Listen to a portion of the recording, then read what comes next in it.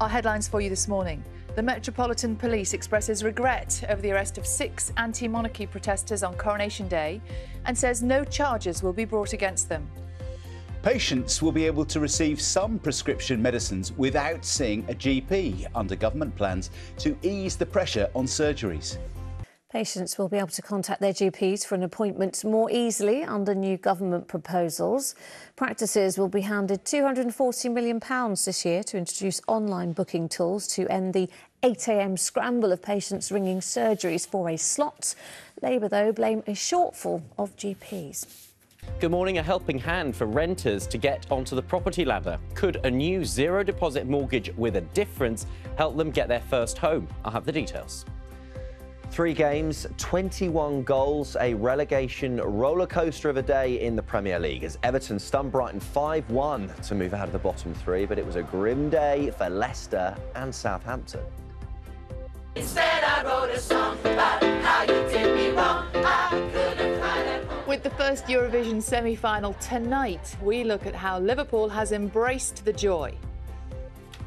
This is our first look at this barge, which is going to be contentious. There's been a huge amount of political debate about the government's strategy here, but the Home Office says it wants to get the hotel bill that it is currently facing for housing asylum seekers down. It wants to house people in accommodation like this while it processes those claims. Dan, thank you very much indeed. That's Don Johnson on the water there, and that barge that we've been talking about that is set to hold 500 men just making its way into port.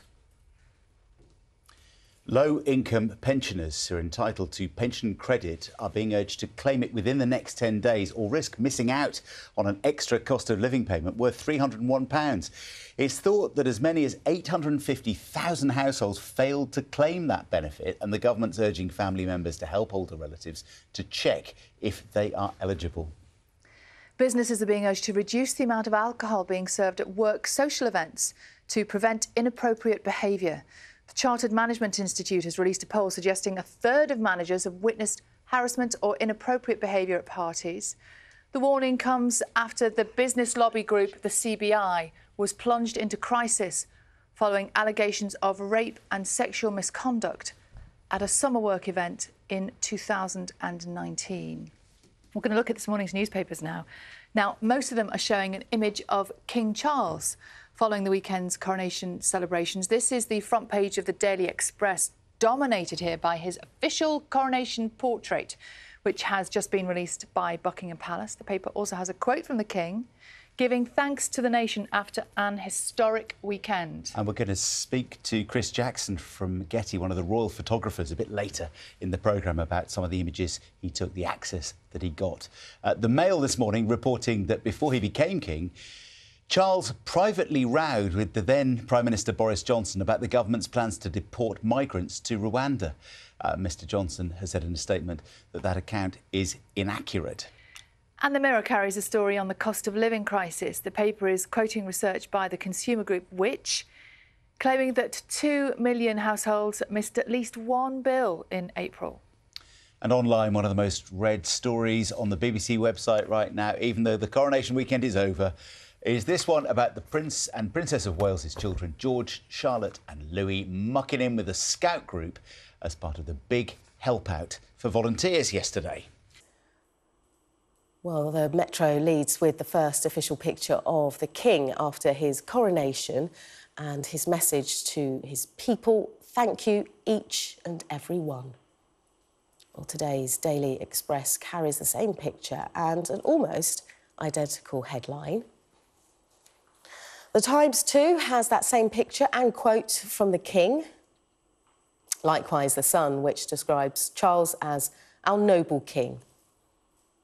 Well, the Mail says Charles had a bust-up with the then PM, Boris Johnson, over government plans to ship asylum seekers to Rwanda while he was still Prince of Wales.